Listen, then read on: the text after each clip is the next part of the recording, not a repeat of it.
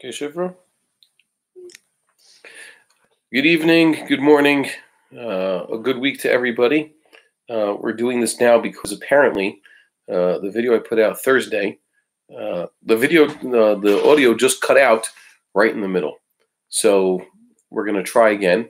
The first point I made then was that I believe in our current situation, we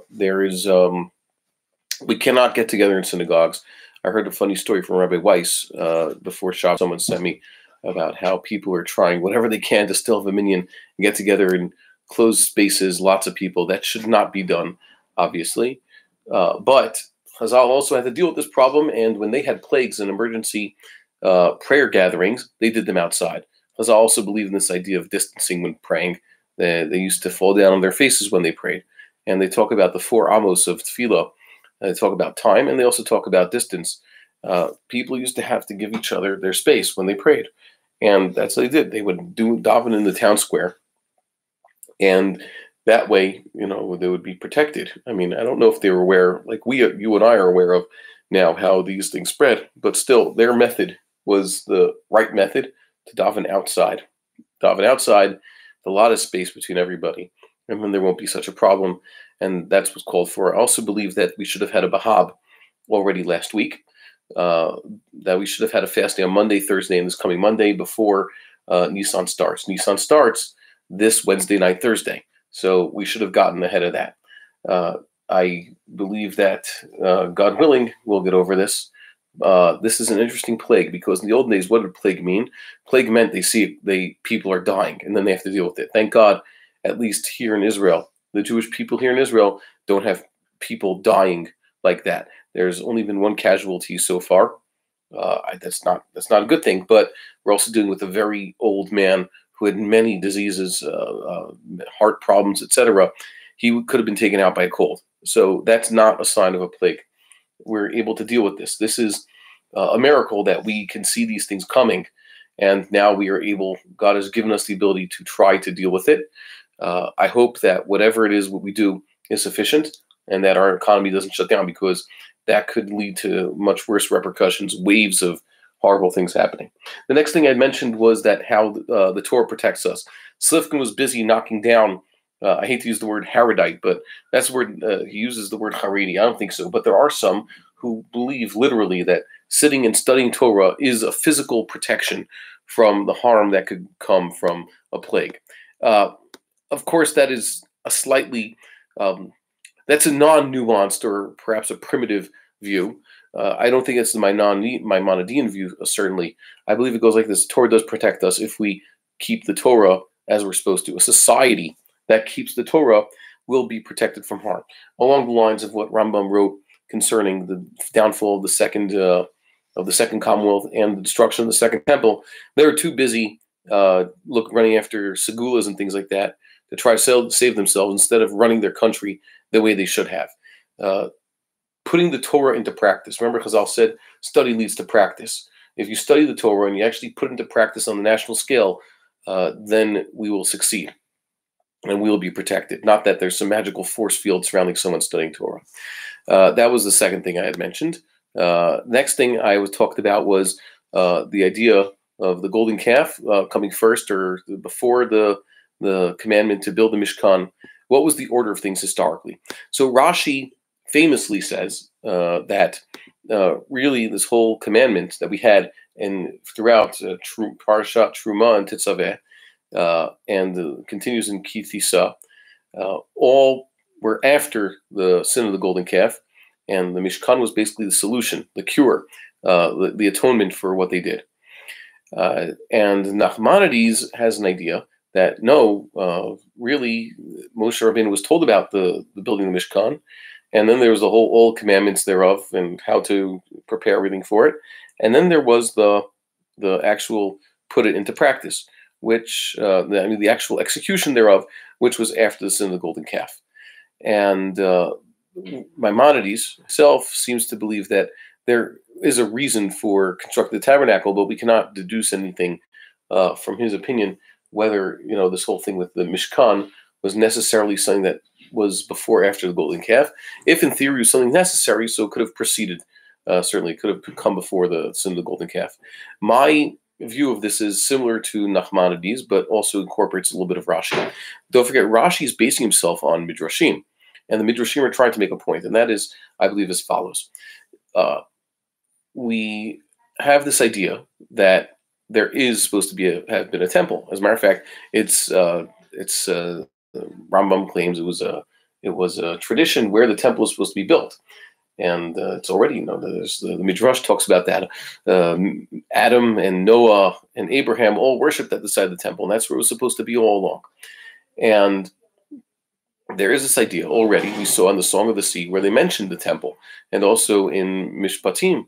At Sinai, God was giving the people their first batch of commandments, and he was telling them, so look, this is, you have to bring your fruits, your choicest first fruits have to be brought to the house of the Lord thy God. So we're supposed to have a temple already. And what we see beginning in Parashath Truma is just the details of how to build this makeshift temple. I believe that had Moshe Rabbeinu come down from Mount Sinai on the 17th of Tammuz and had not found the golden calf and everything was fine the way it should have been, they would have set off for a 3-day journey to the Holy Land and gotten there. And there they would have begun construction of the tabernacle, there at least the temporary temple, and getting ready for building a permanent temple. Because of the incident of the golden calf, it became necessary, or God found it was to our advantage, that we build the tabernacle then and there.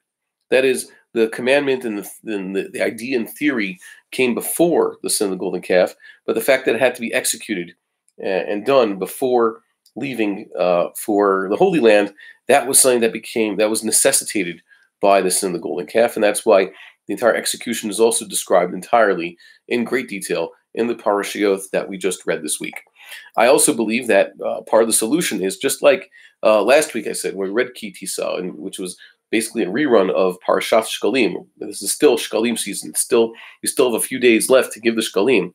That's the solution. It says when you count the Jews, this is new. This is not what I talked about Thursday night. It says when you count the Jews, you have to do half shekels.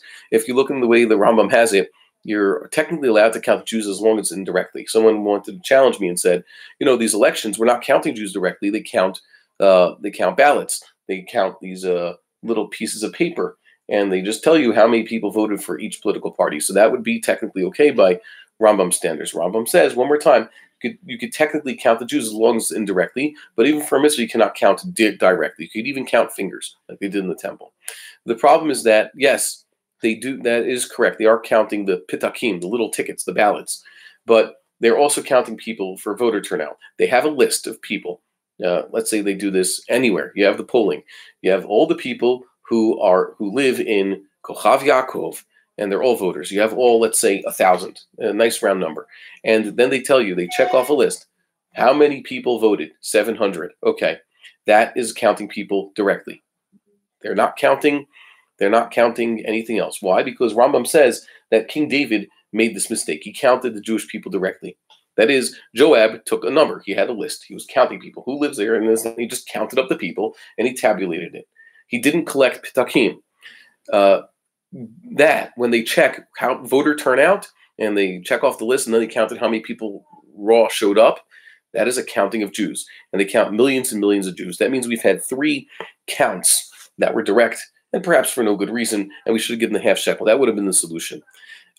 This week, we read another solution. They were finished with everything with the Mishkan according to tradition on the 25th day of Kislev. Hint, hint, that's a prominent day in temple history. And God told Moshe Rabbeinu, wait for the 1st of Nisan. On the 1st of Nisan, Rosh Chodesh Nisan, set up the temple. I'm calling for it now. I want everybody to share this video if you see it. Just like I'm calling for the government authorities to collect half shekels because it's their authority. Like Rav Soloveitchik wrote in that essay about reparations with Germany. It's in his drasha, so you can see it. A government can do things that individuals cannot. A government should be collecting the half shekels. A government should do as follows. The government should say, based on precedent, we should begin the construction of the sanctuary. Okay? That's the temple. That should begin on Rosh Chodesh Nisan. The opportunity is here. The Parashat tells us very quickly. That's the day when you're supposed to. Solomon, apparently the prophets told him, no, wait for Tishrei in his day, in Second Temple times, they also began the whole deal. It began in Nisan, and that's the proper time to do it. Let us get this going. So that's a little bit new. Next thing I said is why Moshe Rabbeinu was lighting the menorah and also putting on the showbread. He erected the tabernacle whenever he did, but he's not the Kohen. Why do you have to put on the showbread? The showbread is supposed to be switched out every Shabbos, and by the priest. They come in with 12 new loaves, and the priests are putting on the bread just as the other priests are catching last week's bread, and that's given out to the Kohanim on duty to eat. They eat the week-old bread, and it was still fresh, and it was mitbarech b'me'ayhem. It satisfied them, even though everybody just got a little morsel. Moshe Rabbeinu did this. The way I understand it is because there is a commandment that the menorah always be lit, and more importantly, that there always be bread on the table. If he did not put bread on the table whenever it is they did this dedication ceremony, then come the first Shabbat, they'll put new bread on the table, but there won't be any older bread for the priests to eat. So he had to already put the bread on the table right at the beginning, and that's what we mentioned. Now the last thing, this is also a little bit new. I do these things mostly unscripted, and therefore, I leave some notes. I'm not quite sure if I said something what I said at the end. I sent out a message to everybody before Shabbos. Said there's 3 parshas this week. There's Wayaqhel, Pekudei, and HaChodesh. Here's the lessons. Because we're not in synagogue, here's what you had to walk away from in this week's parsha.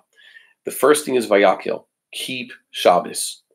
Even if you're going to build the temple, you have to keep Shabbos, and therefore Shabbos is not overridden. As a Jewish people, we believe you have to keep Shabbos. 2, build the temple. That is what the Torah says. I find it mind-boggling, especially where I live. Certain rabbinic figures are, yes, they're very much into Shabbos. Of course, we have to keep Shabbos. We have to keep Shabbos. Keeping Shabbos goes hand in hand, halachically, conceptually, idealistically, with building the temple. They are the same thing. Shabbos is defined. What is Chilul Shabbat? Performing the forbidden labors. What are the forbidden labors? That which we did to make the temple. What is the definition of one is inherent in the definition of other. You have to keep Shabbos and you have to build the temple. That's what we do as Jewish people. We rest on the 7th day, and we also have a central place of worship, a place that all can see the presence of the Holy One, blessed be He, is among His people. And they are a model. They are a light unto the nations. We need to build a temple. That is the solution, just like it says on the first day of Nisan. You should put up the temple. So keep Shabbos and build a temple. And the third thing is HaChodesh. Get ready for Passover. Passover doesn't just involve getting your matzah and your maror and cleaning the kitnios out of the closet. Getting ready for Passover means the Korban Pesach. That is the main point. Okay, get ready for that, and that also what that has to do with Shabbos. There's also relationships there. That is what you were supposed to walk away with in this week's parasha, and I hope that we understand that. I hope that for our own sake that we are able to put these things into practice. And the last thing is, today I finished my yearly cycle of studying the Tanakh. In my yearly cycle of Tanakh, I finished Sefer Shmuel, the book of Samuel. And there it's a very interesting thing. King David, who we mentioned, also counted the people. He made a major mistake, and he realized his mistake. Joab had told him, don't do this. There's no reason. God should bless the people. There should be many of them, but just don't count them. He did anyways. He was just following orders. One good case of just following orders. And Joab himself was not punished for this, because normally it says, Joab did the avera, and always say the one who does the avera, even if he's sent, he's the emissary of the one telling him. He should have backed down and said, sorry, this is bad. Divrei Rav, Divrei Talmud Mishomim. Do you listen to the master or listen to the student? He should listen to God, not to David. The problem is you can't do that. The king is basically making you an anus. A hitman is punished. He couldn't have said, well, I was just paid. I was just following. I was just doing what he told me to do. But when a person is an anus is he's forced into it. When the king tells you to do something, you're not a shaliach. You're innocent. Okay? It's the king's fault. David realized his mistake. The prophet came to him and said, now you have a choice. What do you want to be punished with? He had chosen the plague because at least that would be from God, and maybe God would be merciful. That's what David said. And the plague was checked, or actually paused, when David saw that the destroying angel, the Satan himself, was standing over the threshing floor of Araunah.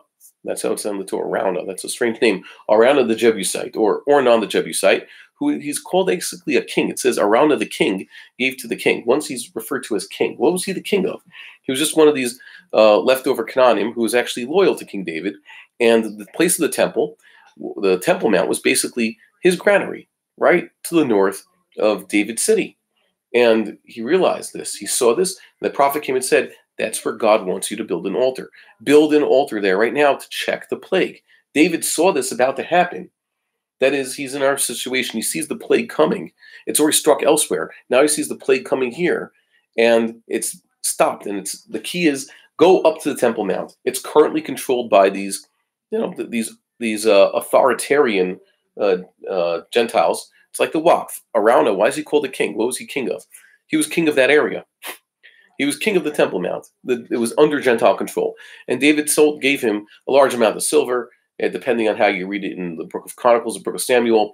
Notice in one, it's 12 times the amount. The other means perhaps a certain amount from every tribe. I'm buying this place. I'm putting up an altar here. This is going to be the place of the temple.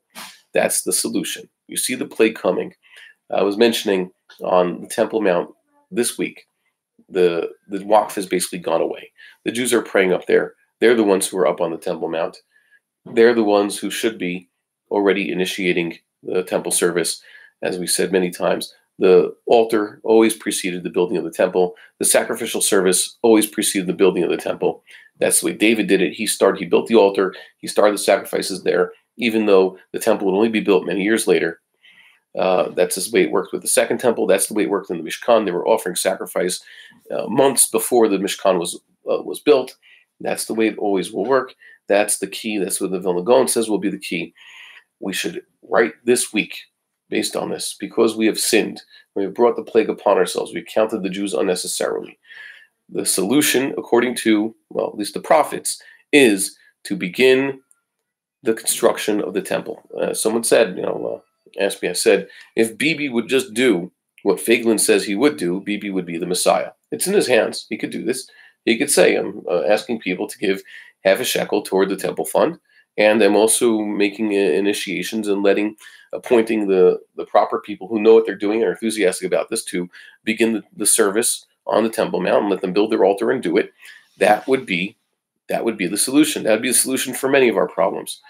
And I hope that it will come to pass in our day. Please share this video and send it out to everybody. I'm calling right now for everybody, and I'm asking an appeal to rabbinic leadership. Get ready.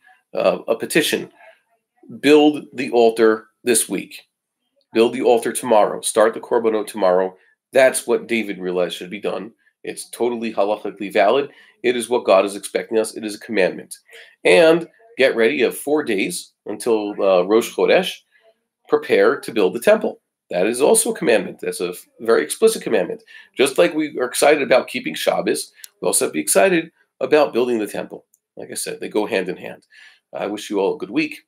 Please like, share, and subscribe, and share this with wherever you can. Get the word out, and I hope to see you a few days from now.